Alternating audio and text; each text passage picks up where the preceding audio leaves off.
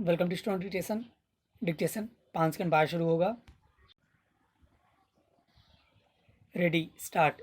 नज़रबंदी के बाद एक बार फिर कश्मीरी राजनेता अनुच्छेद 370 को लेकर लामबंद होने लगे हैं।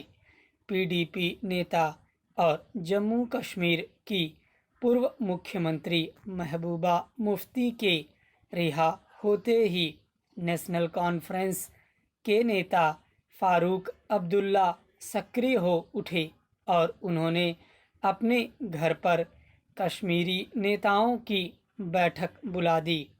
बैठक से एक दिन पहले उन्होंने यहाँ तक तल्ख बयानी कर डाली कि कश्मीर में अनुच्छेद 370 की वापसी में चीन मदद कर सकता है।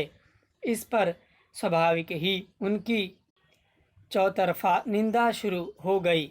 कर्ण सिंह ने भी उनके इस बयान पर कड़ी आपत्ति जताई। फिर फारूक अब्दुल्ला अपने बयान से मुकरते और सफाई देते नजर आए। महबूबा मुफ्ती ने हुंकार भरी कि वे कश्मीरियों का हक दिलाकर रहेंगी। अनुच्छेद 370 को वापस लागू कराने के लिए संघर्ष करेंगी। पिछले साल 5 अगस्त को जब जम्मू कश्मीर का विशेषाधिकार समाप्त किया गया था, उससे एक दिन पहले भी कश्मीरी नेताओं ने साझा बैठक करके गुपकार समझौता किया था, जिसमें अनुच्छेद 370 के पक्ष में रणनीति बनाई गई थी। मगर इन नेताओं को गिरफ्तार या नज़रबंद कर लिया गया था। अब सारे नेता रिहा हो चुके हैं और फिर से गुपकार समझौते पर लामबंद होने लगे हैं। इन नेताओं का अनुच्छेद 370 हटाने का विरोध समझा जा सकता है। नेशनल कॉन्फ्रेंस और पीपुल्स डेमोक्रेटिक पार्टी का आधार मुख्य रूप से जम्मू कश्मीर में है।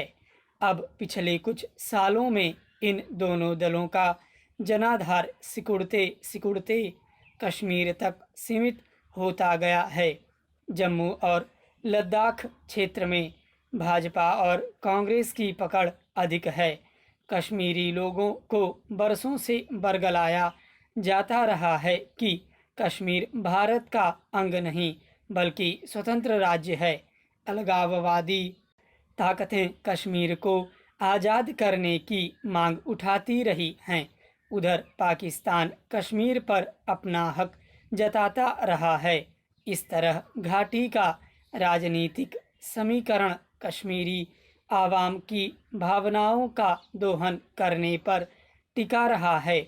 ऐसे में जब अनुच्छेद 370 हटाकर कश्मीर का विशेषाधिकार खत्म कर दिया गया, तो वहां के राजनीतिक दलों को लगने लगा कि अब उनका राजनीतिक आधार ही खत्म हो जाएगा, इसलिए उनकी बेचैनी समझी जा सकती है।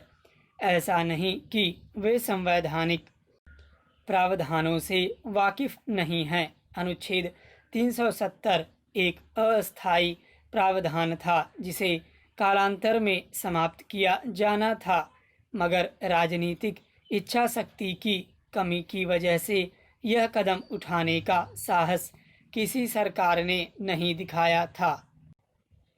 अब जब जम्मू कश्मीर का विशेषाधिकार समाप्त हो गया है, करीब 1.25 साल में वहां के आम लोग भी धीरे धीरे समझ चुके हैं कि कश्मीर की आज़ादी बस एक राजनीतिक खाम ख्याली थी और उन्हें भारतीय शासन व्यवस्था की मुख्यधारा में शामिल होकर ही बेहतरी के रास्ते मिल सकते हैं। पाकिस्तान के तमाम दावे और प्रयास विफल साबित हो चुके हैं। जम्मू कश्मीर के 3 में से 2 हिस्सों के बंदिशें विशेषाधिकार खत्म करने के पक्ष में हैं। सिर्फ घाटी में अलगाववादी ताकतों के प्रभाव वाले कुछ लोग इसके समर्थन में देखे जा सकते हैं। ऐसे में नेशनल कॉन्फ्रेंस और पीडीपी बेशक लामबंद हो रहे हैं, पर उनके साथ कितने लोग खड़े होंगे दावा नहीं किया जा सकता।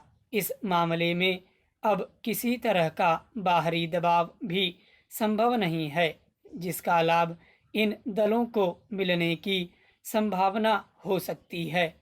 इसलिए उनका लामबंद होना एक प्रकार से कश्मीरी लोगों के हक में कम, अपना अस्तित्व बचाने के लिए अधिक है। स्टॉप।